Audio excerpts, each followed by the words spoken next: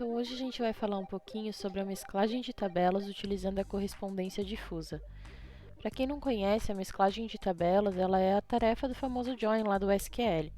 Então, você consegue relacionar duas tabelas, né, utilizando uma chave de relacionamento, e assim você pode montar uma única consulta com mais dados, uma consulta mais completa, né?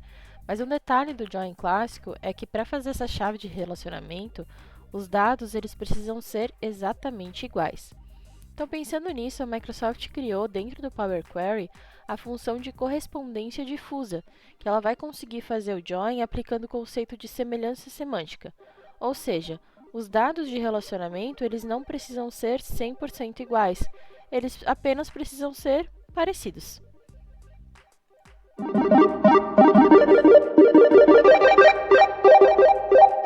Então, a gente vai começar aqui mostrando para vocês qual é a nossa base de dados, tá? Então, eu criei duas tabelas aqui com dados manuais. Uma a gente tem o cadastro de frutas, né? Onde a gente tem o nome da fruta e a cor dela, tá? E a nossa outra tabela, ela vai trazer uma lista de frutas, mas vocês podem ver aqui que a escrita dela está totalmente incorreta. Então, a gente tem bananá com acento, maçã sem o cedilha ou maçã sem o cedilha e com as letras misturadas. Uva escrita de várias formas diferentes, né? Melancia, morango errado também. Então, o nosso desafio aqui é mesclar essas duas tabelas e trazer para a tabela lista de frutas a cor relacionada a essa fruta, tá? Se eu utilizar a mesclagem comum aqui, então já vamos clicar em mesclagem, vamos selecionar nossos campos de relação. Se eu usar a mesclagem comum, a clássica, né, a gente vai ver que não corresponde a nada, porque o dado que tem nessas duas tabelas são totalmente diferentes, né? E é por esse motivo que a gente vai usar a correspondência difusa para executar essa mesclagem. Então, quando a gente clica aqui, de cara a gente já vê que ele conseguiu identificar a seleção. Então, ele já conseguiu identificar que o bananá com acento corresponde ao banana escrito corretamente lá do cadastro da fruta.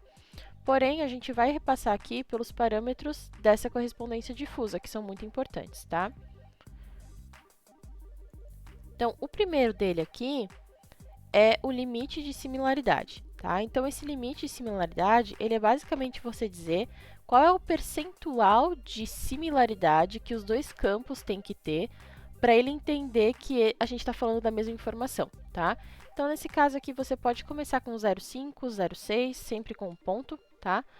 E é claro, como a gente está falando de uma correspondência difusa ali, né, que são dados parecidos, é sempre bom, depois que você utilizar essa mesclagem, validar os dados para ver se todos eles estão fazendo sentido, tá? Caso você coloque aqui um limiar de similaridade que não dê certo para todas as linhas, aí você vai testando, né? Coloca 0,5, 0,45 e assim por diante. Depois a gente tem a flagzinha ignorar maiúsculos e minúsculos. A gente vai deixar ela marcada, porque nessa nossa base de dados a gente tem a mistura de letras maiúsculas e minúsculas, né? E depois a gente tem a flag combinar a unir parte de texto. Sempre deixem essa marcada. Por quê? Se a gente desmarcar, o que ele vai fazer? Ele vai olhar os caracteres individualmente, né? E ele vai basicamente contar o número de caracteres iguais que tem num campo e no outro campo da outra tabela, tá? Se a gente marca essa flag, ele também consegue analisar parte de texto. Ou seja, vamos ao exemplo ali da maçã. A maçã ele vai conseguir contar o M, o A e o outro A.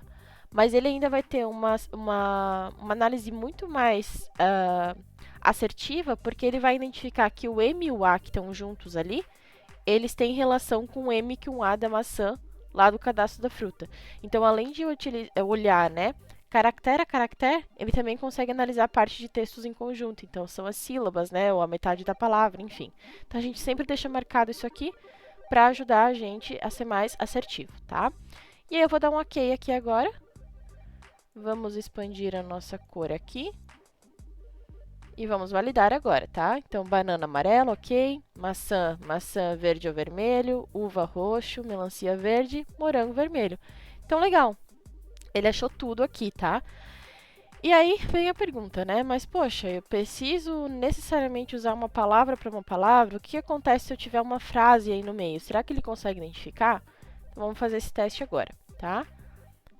Então, a gente vai lá na nossa fonte, tá? Eu vou adicionar, então, uma frase aqui embaixo. Então, eu preciso de 5 bananas hoje, tá? Então, adicionei a frase aqui. Vou dar um OK e vamos lá na nossa última etapa. Então, tá aqui, ó. Ele identificou a palavra banana ali no meio e ele trouxe a cor da banana amarelo, tá? Um detalhe importante quando a gente faz essa questão da mesclagem, né? Por que a gente tem que usar os parâmetros, tá? Eu vou mostrar para vocês agora um exemplo. Então, vamos tirar a mesclagem aqui. Vamos fazer de novo. Mesmo exemplo, tá? Vamos selecionar a fruta e a fruta. Então, se eu simplesmente usar a correspondência difusa sem tratar os parâmetros ali embaixo, principalmente o limiar de semelhança, né? Ele não vai conseguir identificar uma das linhas, tá? E se a gente dá um OK aqui, a gente consegue ver que é exatamente a nossa frase, ele não conseguiu identificar. Então, quando a gente usa o parâmetro ali de limiar de similaridade, né? Ele consegue analisar um texto, uma única palavra dentro de um texto grande, né? Se a gente não utilizar os parâmetros, ele acaba se perdendo no meio do caminho.